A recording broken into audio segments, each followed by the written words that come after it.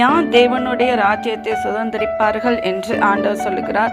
பரிசுத்தமுள்ளவர்களும் ஆண்டவரின் சித்தம் செய்கிறவர்களும். யார் தேவனுடைய ராஜ்யத்தை சுதந்திரிப்பதில்லை என்று ஆண்டவர் சொல்லுகிறார்.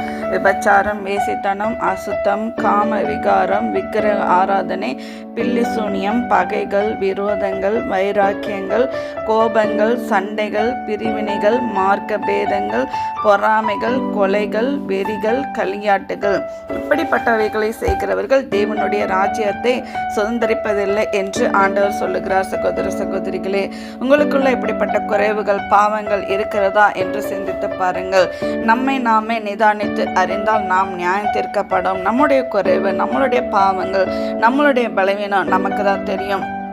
நீங்கள் செய்த பாவம் உங்களை தேவனுடைய ராஜ்யத்தை சுதந்திரிக்க தடையாக இருக்கிறது என்று நீங்கள் உணர்ந்து மனம் திரும்பினால் ஆண்டவர் இன்றைக்கு உங்கள் பாவங்களை மன்னிக்க ஆயத்தமாக இருக்கிறார். நீங்கள் உணர்றீங்களா?